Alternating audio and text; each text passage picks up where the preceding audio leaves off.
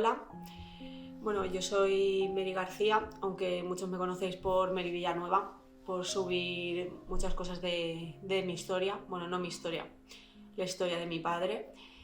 Y bueno, justo hoy ayer hizo 2 meses de esta terrible catástrofe del asesinato de mi padre. Y quiero un poco contaros cómo lo viví en primera persona. Pues ese 29, en Catarroja, no cayó una sola gota. Esto lo recalco mucho porque se habla de gota fría. No hay ninguna gota fría. Aquí no llovió. Lo que sí que hizo es muchísimo aire, un aire muy, muy extraño. Un aire que revolvía en la terraza las sillas, era muy raro.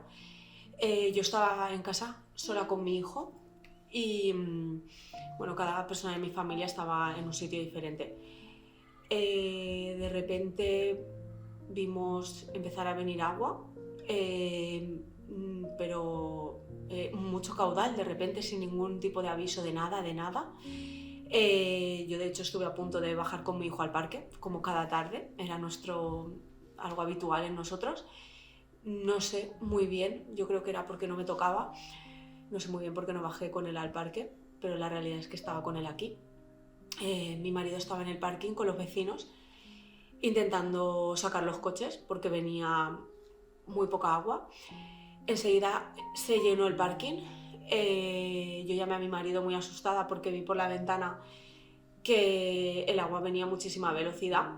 Lo llamé, le dije que subiera corriendo, que el agua estaba entrando a una velocidad de miedo, pero eso en 5 minutos. Y mi marido, aunque intentó con los vecinos tapar la puerta con unas maderas, estuvieron ahí haciendo presión, el agua ya entró, no les dio tiempo y subieron por suerte por una puerta de emergencia que hay en el parking. Y él subió chopado hasta todo chopado. Yo empecé a ver desde la ventana que ya copaba como la mitad de los árboles y en una explanada como muy grande, venía como de muchas calles a la vez, no entendíamos nada, se fue la luz, se fue el agua, estamos aquí en casa los tres sin luz, sin agua, con el teléfono que iba y venía, no teníamos cobertura en muchos momentos, en otros sí. Yo al final consigo hablar con mi madre y mi madre me dice que mi padre ha bajado bajó en un momento a cambiar el coche de sitio, que le llegaba por la suela de la zapatilla el agua y que ella desde la ventana vio cómo le llegaba por más de la cintura, pero que ya no, que se apagó todo porque se fue la luz y que ya no sabía nada de él. Y yo, pero ¿cómo no puedes saber nada de él? Dice que no lo veía, que no sabía, que además estaba a punto de entrar también en casa de mi madre el agua. Y le dije que se subiera arriba, que yo desde aquí veía, yo vivo más alto, y le dije, es que viene mucha agua, o sea, súbete hacia arriba. Mi madre se subió a casa de una vecina, pasó toda la noche allí. Yo seguí contactando con ella hasta que ya hubo un momento que ya no pude contactar. Y bueno, intenté contactar con mi cuñada, me llegué a despedir de ella.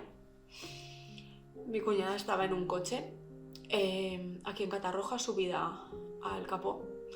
Luego se subió al techo del coche y lo ha contado de milagro.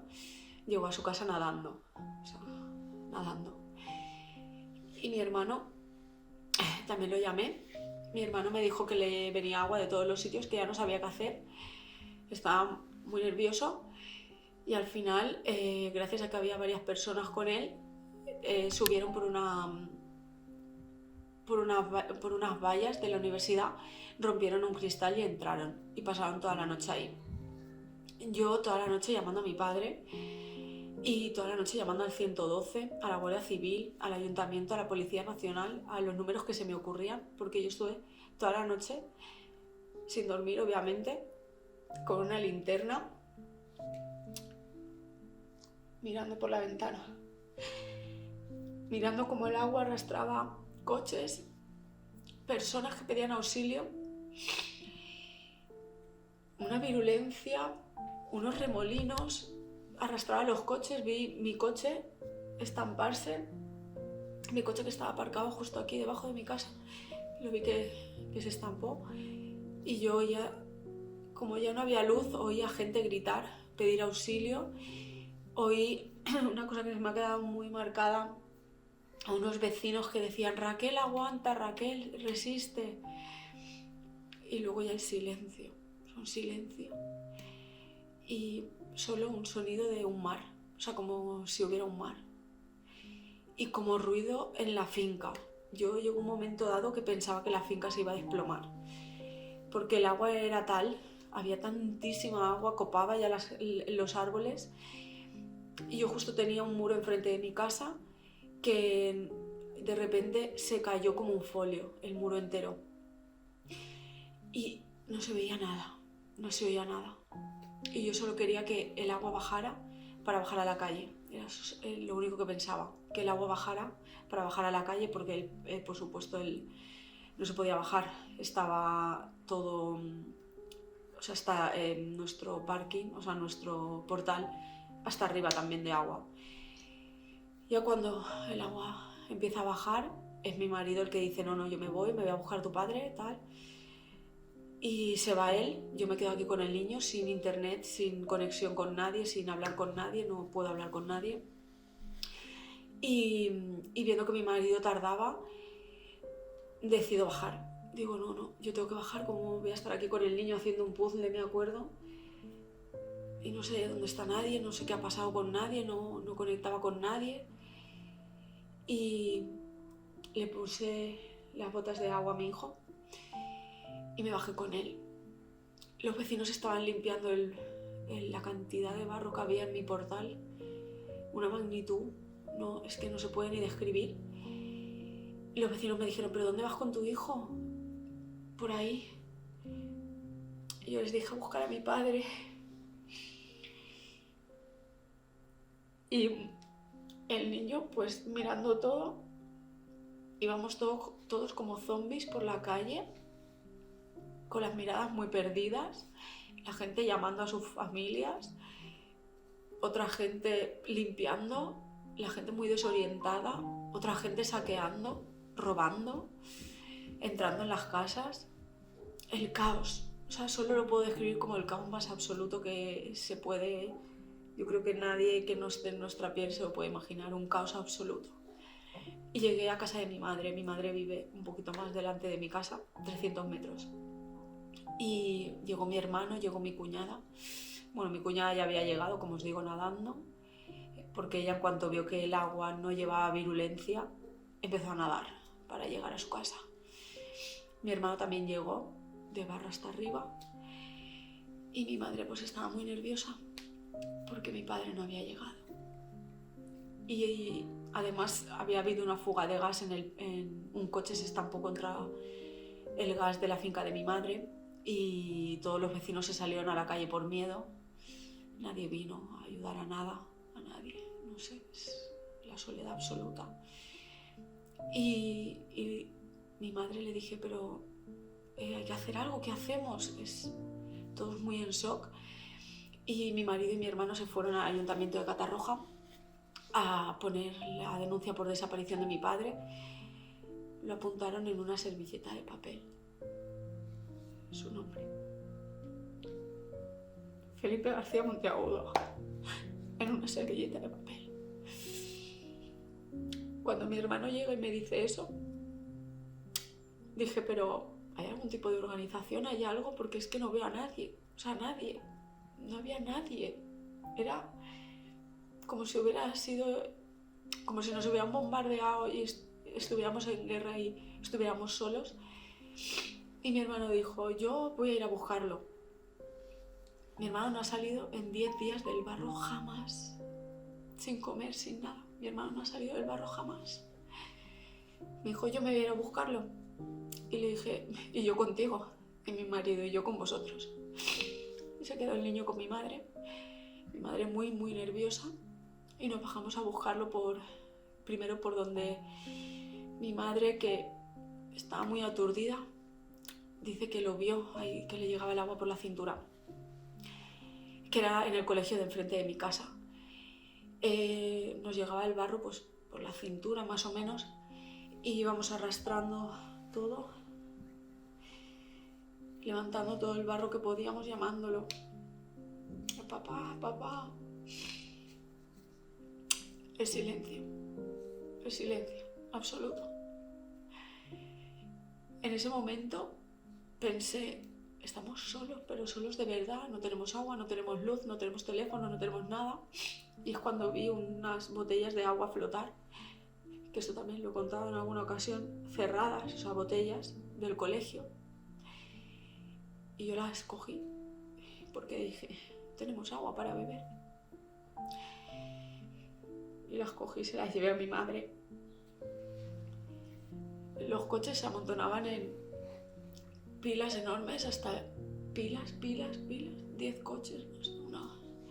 Y no pensábamos ni en el riesgo ni nada.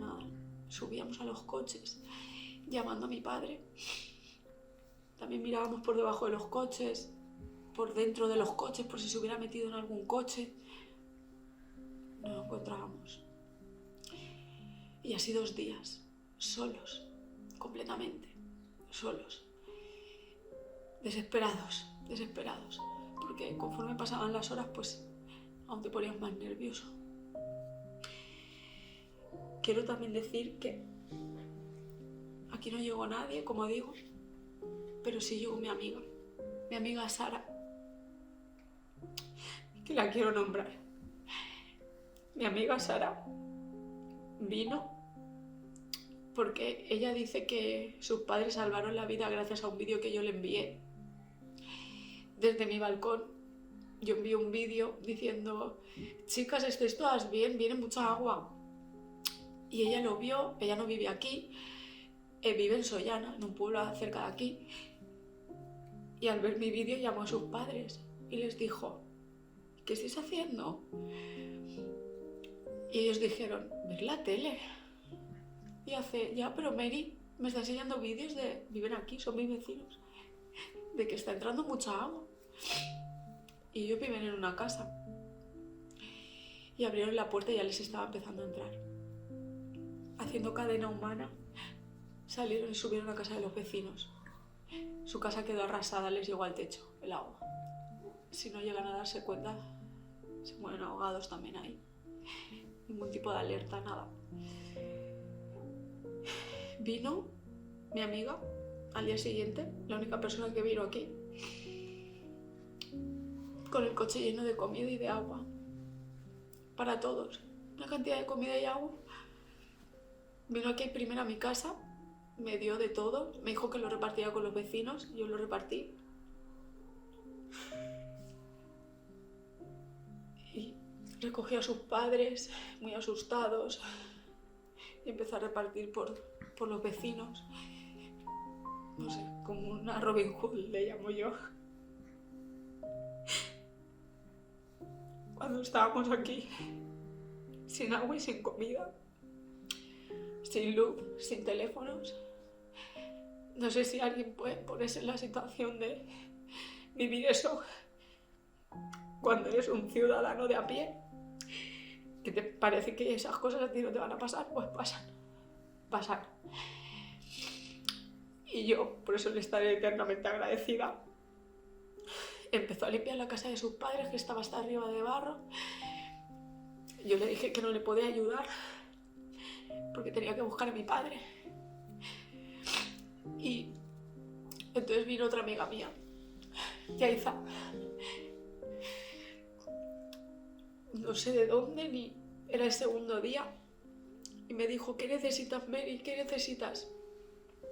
Y le dije que saques a mi madre y a mi hijo de este horror para yo poder buscar a mi padre tranquila, sin tener que estar preocupándome de volver por estar con ellos. Y me dijo, lo saco de aquí como pueda.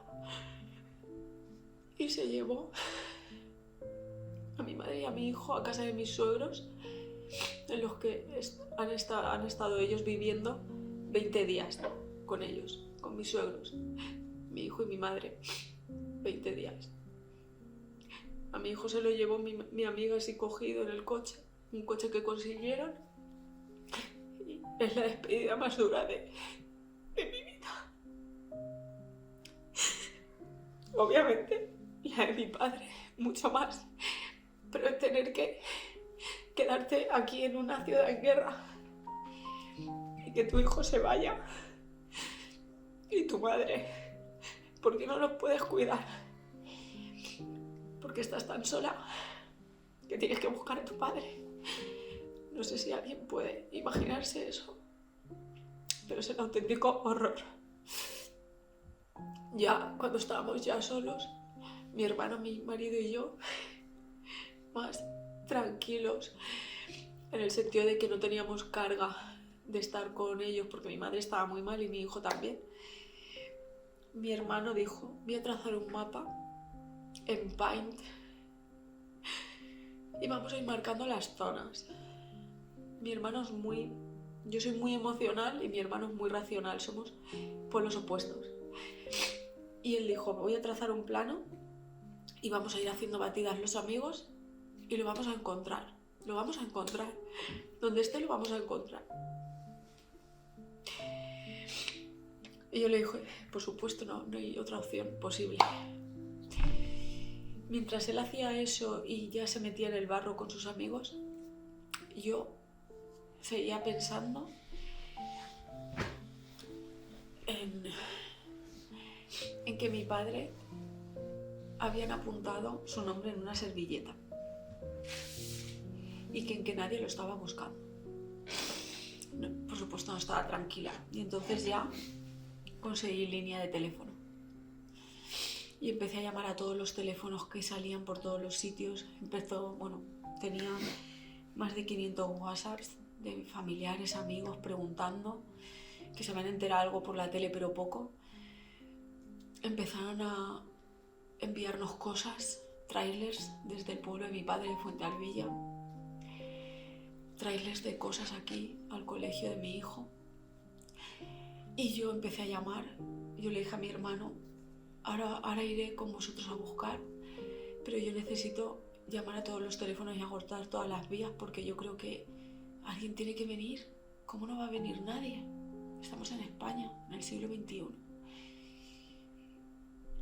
Y empecé a llamar y a llamar y a llamar. Nadie te cogía el teléfono y ya conseguí que alguien me lo cogiera. Y me dijo, tu padre no consta de él como desaparecido. Y digo, pero si lo denunciamos en Catarroja. Me dijeron, ya, pero Catarroja y nosotros no nos hablamos, los sistemas no conectan, tenemos que hacer la denuncia. Hice la denuncia, segunda denuncia por teléfono de mi padre. Di todos los datos, cómo iba vestido, qué llevaba, entre ellos este anillo que yo llevo. Todos los datos que pude. Pero aún así no venía nadie y yo estaba muy intranquila y seguí llamando y llamando y llamando y llamando hasta que di con una persona. Me dijo que era coronel de no sé qué, no sé quién era, y me dijo que la opción más rápida y fácil era que fuera a Calamocha número 4 a Valencia a hacerme un test de ADN, que me sacaran una muestra de ADN. Yo le dije, pero usted sabe cómo estamos aquí. Yo me he quedado sin coche. Yo no tengo forma de moverme. Estoy buscando a mi padre.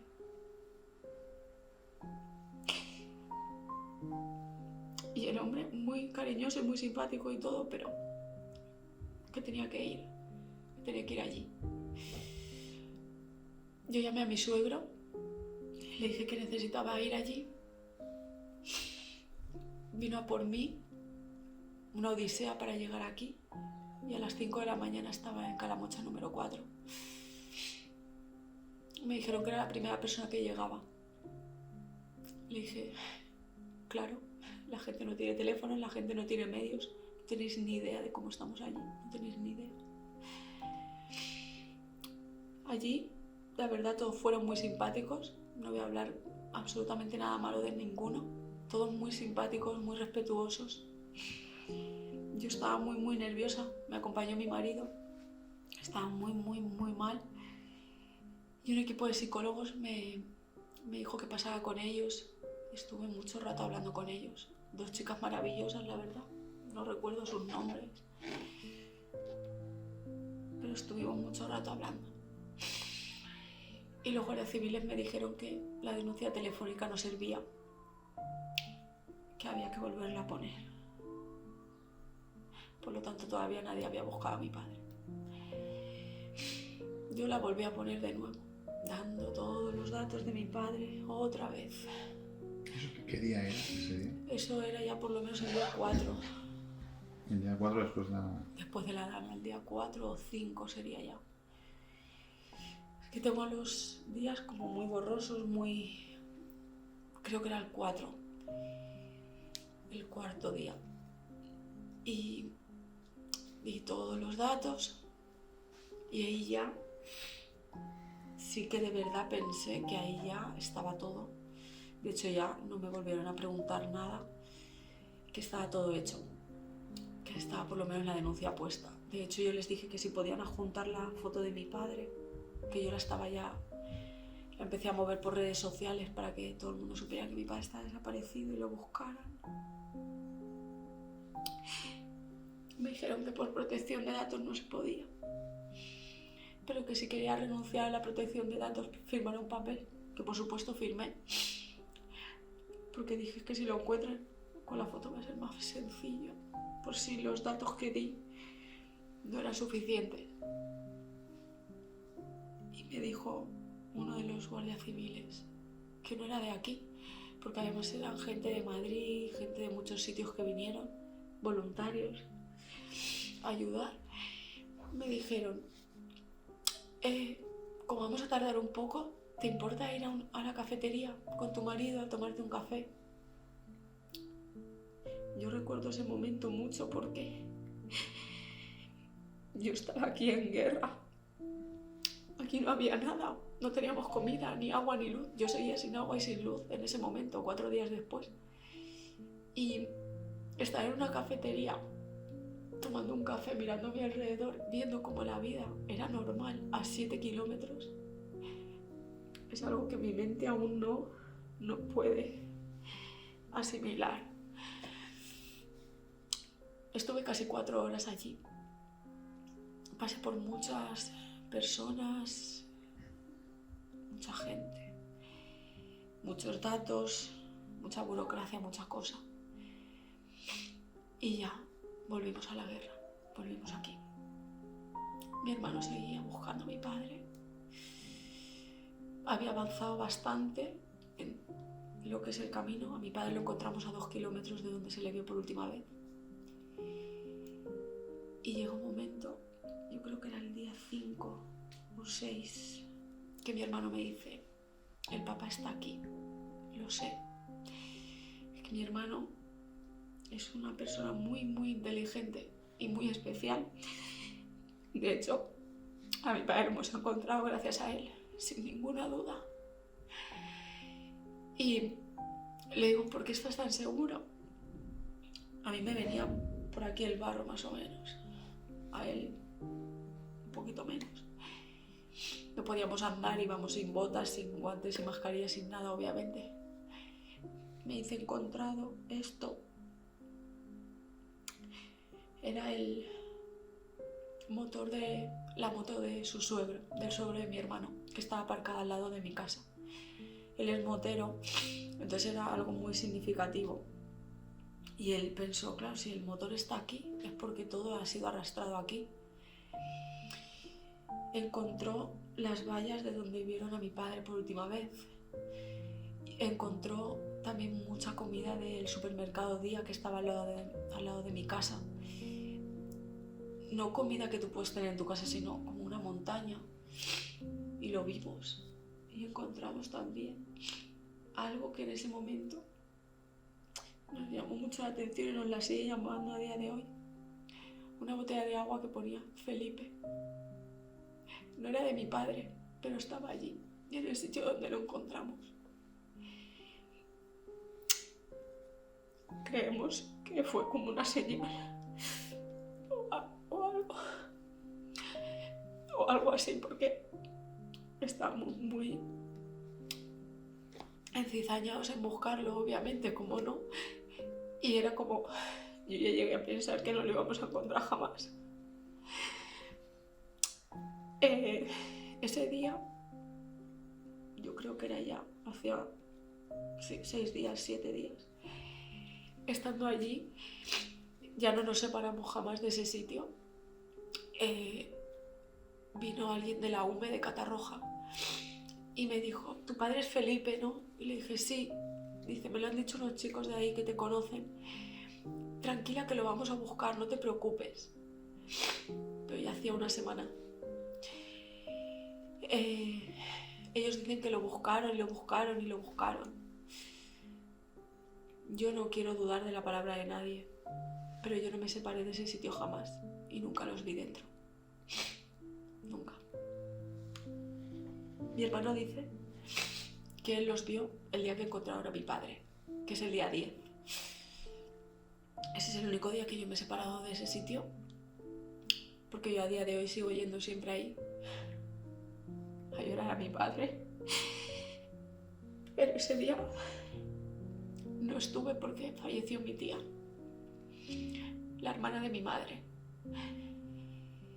Y fui con mi madre al entierro de mi tía. Estando en el entierro de mi tía es cuando me llaman y me dicen que han encontrado a mi padre. Por eso yo ese día aquí no estaba. Creo que al final tuve suerte.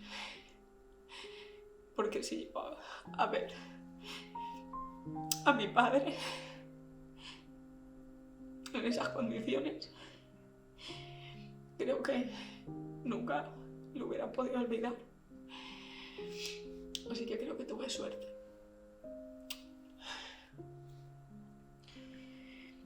Hubo durante esos días muchos voluntarios a los que yo me acerqué, porque mientras mi hermano, como digo, no salió del barro jamás, ni sus amigos, en batidas diarias desde que salía el sol hasta que se oscurecía, yo me iba mientras moviendo pues por redes sociales, a todos los voluntarios que veía, por favor, que mi padre puede estar aquí, podéis quitar por favor coches. Los coches se amontonaban por todos los sitios. Un voluntario con su excavadora me dijo, yo te vacío el túnel, había un túnel muy cerca de donde encontramos a mi padre. Yo pensaba que podía estar ahí. Y el voluntario, sacando uno a uno todos los coches que había ahí, y yo asomada a una reja que había, viendo cómo lo vaciaba, y un bombero de Granada, me acuerdo, súper simpático conmigo, que me dijo que él mientras iba a poner una manguera para vaciarlo, para que así se vaciara de agua y de coches a la vez. Sacaron un cuerpo, pero no era mi padre.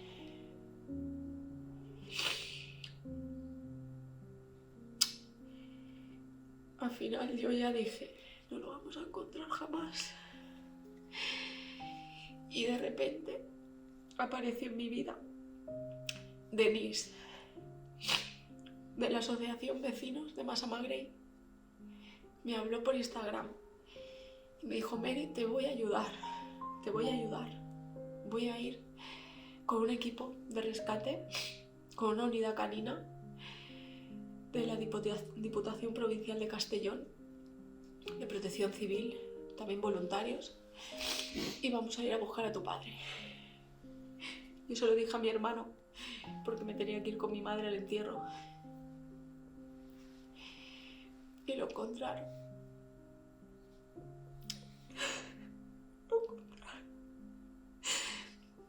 Después de 10 días y muchísima desesperación, lo encontró Nilo, el perrito.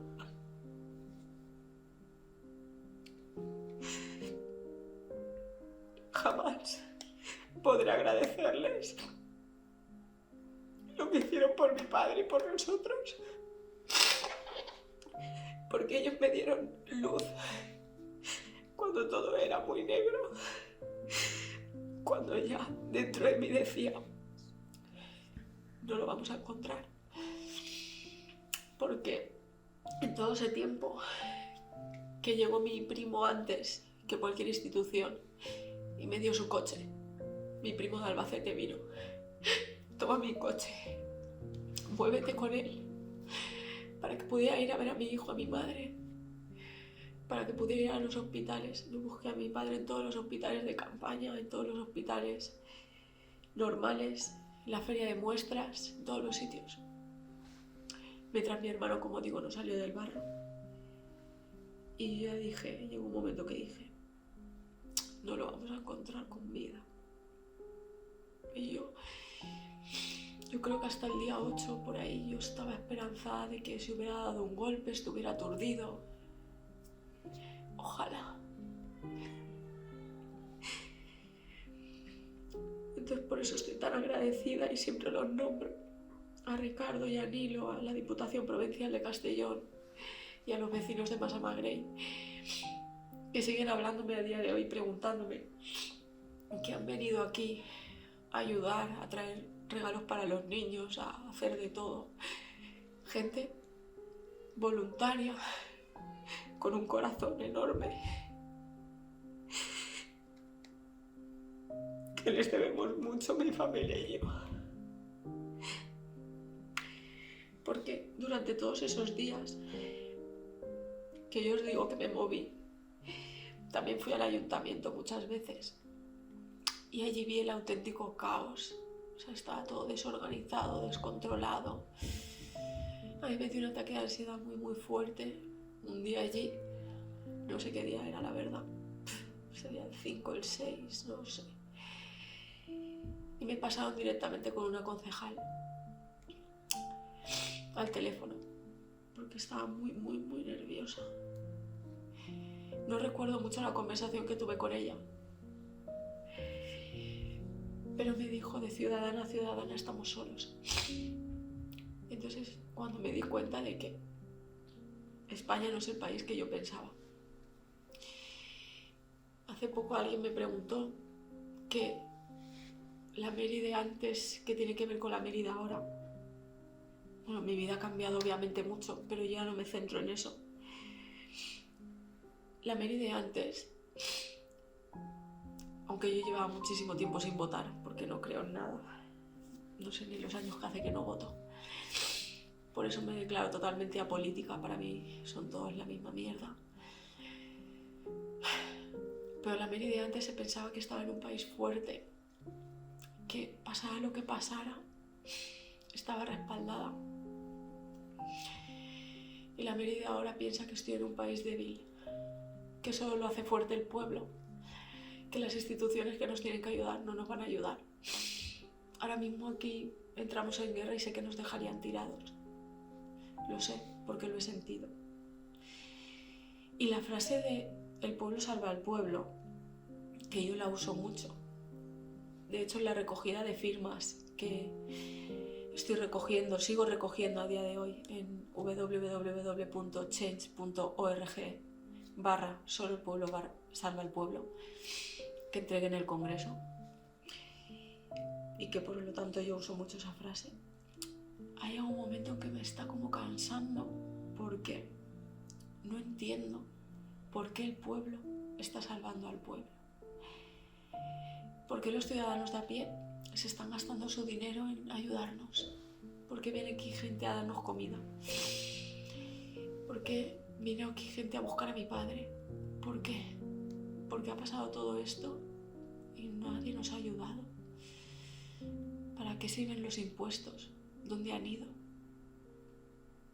El pueblo, si solo el pueblo salva al pueblo de verdad, que es lo que yo siento y sé, ¿para qué tenemos tantas instituciones? Salvémonos entre nosotros. ¿Para qué los queremos?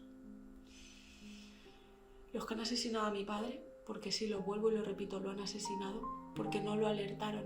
Si mi padre llega a saber lo que venía, jamás hubiera salido a la calle, jamás. Ni él ni muchos. Estuvo en una valla esperando auxilio, según me han dicho los vecinos. Mi madre, por suerte, no lo vio, ni yo, ni mi hermano, ni nadie. Un auxilio que jamás llegó. Yo sí que vi aquí en mi calle gente pidiendo auxilio que jamás llegó. No los socorrieron, no los socorrieron y tampoco los buscaron. a las personas que han encontrado ha sido porque las han encontrado. Yo misma he visto cadáveres. Yo creo que no han buscado a nadie, se los han encontrado. Porque yo misma vi cadáveres. Porque aquí decían, hemos encontrado un cuerpo en el Parque de los Patos. Dijeron un día y mi hermana, mi marido y yo fuimos para allá. Y no era mi padre. También el del túnel. Otro chico aquí, que al levantar varios vecinos, varios coches, lo vieron. Me dio la sensación de que nadie buscó a nadie, que era el caso absoluto. Entonces, no, yo creo que también la gente que estaba aquí ayudaba. Entiendo, porque los bomberos, la UME y tal, pero los medios no eran los suficientes. De eso me quejo yo, de que en un país como España los medios no sean lo suficientes. Y por eso un amigo de mi padre me dijo, ¿por qué no recoges firmas? Porque yo tengo muchísima rabia dentro, necesito saber qué ha pasado. Tengo tantas preguntas que no puedo dormir porque no paro de pensar en ellas, en si abrieron o no presas, de dónde vino tanta agua, tantísima agua que yo vi por mi ventana, por qué el 112 nadie cogió el teléfono, por qué nadie rescató a mi padre, ni a tantos otros, por qué nadie lo buscó, por qué. Entonces yo empecé a recoger firmas pensando que... También porque la alerta a lo mejor llegó 2 horas después de que ya estuviéramos todos con el agua al cuello. Exacto, exacto. La alerta a mí cuando me llega, mi madre ya no sabe nada de mi padre, yo ya sé que mi hermano está a salvo, mi cuñada no sé nada de ella, yo no tengo luz, no tengo agua ya. La alerta llega tarde, pero es que además es una alerta que no sirve de nada, porque la alerta pone aviso por lluvias, aviso por lluvias, quédense en sus casas. Y aquí no llovió, quédense en sus casas. Yo conozco mucha gente que ha muerto en su casa, ahogado, y mucha gente que se ha salvado por los pelos. Era una alerta que llega tarde y completamente incorrecta. A mucha gente le sonó mientras se salvaba, porque llevaba el móvil encima. Como tengo tantas preguntas, respuestas ninguna, ojalá. Empecé a recoger las firmas pensando que iba a firmar muy poca gente, la verdad. Y a día de hoy ya llevo más de 135.000 firmas. Al Congreso llevé 80.000. Nadie se dignó a bajar. Les damos igual. Les damos igual. Eso es lo que yo saco en claro de toda esta historia. Tan triste como la mía hay miles, que estamos solos y que si solo el pueblo salva al pueblo no los necesitamos. Porque ¿dónde están ahora? Ahora están de comida, con nuestros impuestos. Ahora están de vacaciones de Navidad. Ahora están con sus familias reunidos, celebrando Nochebuena. Mientras nosotros estamos rotos. Mientras en mi mesa falta una persona tan importante como es un padre. Y ellos están de vacaciones tan tranquilos. Cuando el pueblo está como está, con cementerio de coches, con garajes llenos de barro, con apenas 2 o 3 tiendas abiertas, los que han podido, Mercadona, Consum. Hablando de Mercadona, las primeras ayudas que llegan son las de Juan Roig. Tampoco lo entiendo. Al final va a ser más rentable comprar en Mercadona que pagar impuestos. Juan Roig le dio a mi cuñada 8.000 euros porque ella perdió su peluquería. La vida por los pelos, pero perdió su peluquería. Es la primera ayuda que le llegó, la de Juan Roig. Y a mi amigo, que ha perdido su casa, la primera que le llega es la de Amancio Ortega. Va a ser mejor comprar en Zara que pagar impuestos. Es tan triste. Por eso yo, con esto, lo que quiero dejar latente es que a mi padre, como he dicho, lo han asesinado y que no voy a parar hasta encontrar las respuestas que necesito, que ya está todo en manos de abogados, que vamos a ir por lo penal, por lo civil, por lo administrativo, por todas las vías posibles, y que la vida de todas las víctimas, que no son números, son personas, tienen nombres, tienen caras, y yo conozco a muchos de ellos. No puede ser el mal de... Tiene que haber un cambio, esto no puede seguir así. Yo no paré de pedir una lista, que se les ponga foto, cara, nombre a las personas. Esa lista no se nos da. ¿Por qué? ¿Tú ves que los recuentos de muertos son fiables? ¿Los recuentos oficiales? No, no lo creo. No lo creo porque solo nosotros, muchas personas y yo, conocemos a muchísima gente. Ya llegamos casi a la cifra oficial. ¿Cómo puede ser? Además, los certificados de defunción han sido, no sé cómo decirlo, bajo mi punto de vista, manipulados. Porque en unos pone accidente de tráfico, en otros pone accidente por muerte natural. Muerte natural. Naturalmente ahogado, quiere decir. No sabemos qué pasa ahí, pero la verdad solo tiene un camino y estamos en él. Y estoy segura y siento tanto apoyo de tanta gente voluntaria que sé que vamos a llegar a la verdad. Porque como os digo, solo tiene un camino. Y nosotros podemos pasear tranquilamente por todos los sitios. No tranquilamente entre mierdas, pero tranquilamente. Ninguna institución puede salir a la calle. No pueden ir tranquilos. No pueden venir aquí. Por algo será. Y en sus conciencias recaerá. Pero hasta que no encuentre las respuestas, una de mis mayores preguntas es, no sé, cuando tú haces bien tu trabajo, se te reconoce, ¿no? Y te ascienden, ¿no? ¿Dónde está ahora Teresa Rivero? Ella misma dice que abrió las presas sin avisar absolutamente a nadie. Y ahora está como eurodiputada. ¿Alguien entiende algo? Porque yo no.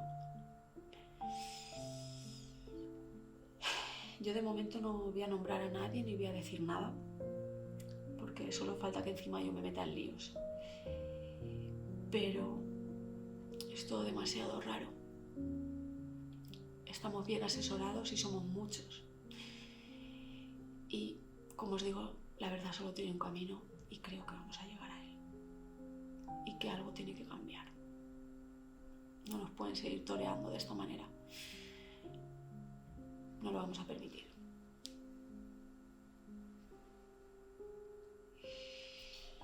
Si quieres despedirte pidiendo a lo mejor a la audiencia que apoye, comparta este testimonio, que firme en lo del change.org. Vale. ¿No? Pues sí. Pues bueno, esta es mi historia, aunque os digo que por desgracia por suerte conozco mucha gente muy buena, pero por desgracia conozco sus historias que son muy duras. Yo lo que pido es que pues estos vídeos se compartan, porque lo que necesitamos es que la verdad salga a la luz. La intentan tapar, pero el sol no se puede tapar con un dedo. Y que se sigan recogiendo firmas, porque cuando entregamos las firmas, ya no sé cuánto hace, porque ya os digo que el tiempo lo tengo un poco borrado, creo que hace ya un mes, nos dijeron que en el Congreso nadie trabaja ni en diciembre ni en enero. No trabajan 2 meses, pero sí cobran, obviamente. Están de vacaciones, cobrando. Entonces me dijeron que en febrero, con suerte, tendría alguna respuesta. Voy a esperar esa respuesta. Pero yo ya he hablado con Change, con la gente de la empresa, y ya les he dicho que como en febrero no tenga ninguna respuesta, voy a ir al Congreso de nuevo a entregar más del doble de lo que tenía en ese momento, porque ya lo hemos superado. Yo creo que ojalá sigáis firmando, porque es importante, porque creo que es un asunto que nos atañe a todos los ciudadanos, no solo a Valencia, el saber qué ha pasado y por qué y dónde están vuestros impuestos. Porque lo que se pide ahí es una comisión de investigación con exactitud de todo el proceso, de todo lo que ha pasado. Como ya he dicho, si en febrero no tengo respuestas, ya hemos hablado de ir al Congreso, pero ya sé que no iré sola. En aquel momento no sabíamos muy bien ni qué hacer ni cómo. No iré sola, iremos todos los que se quieran unir, iremos al Congreso de los Diputados, a que nos vean las caras. A ver si alguno tiene esto mínimo de decencia, de principios, de algo, y dice, pues sí, hay que hacer una comisión, pero de verdad, no tapándose unos a otros, siguen echándose mierda unos a otros, que eso al pueblo no nos interesa. Queremos respuestas. ¿Por qué habéis asesinado a nuestros familiares? Esas respuestas queremos. Por eso espero que lo único que me queda ya es no darle la espalda a mi padre, que no lo haré jamás. Por mucho que me cueste, no lo haré jamás. Lo único que me queda es esto, es que se comparta el testimonio para que llegue a cuanta gente más mejor y para que todo el mundo pueda firmar y de una vez caigan los que tienen que caer.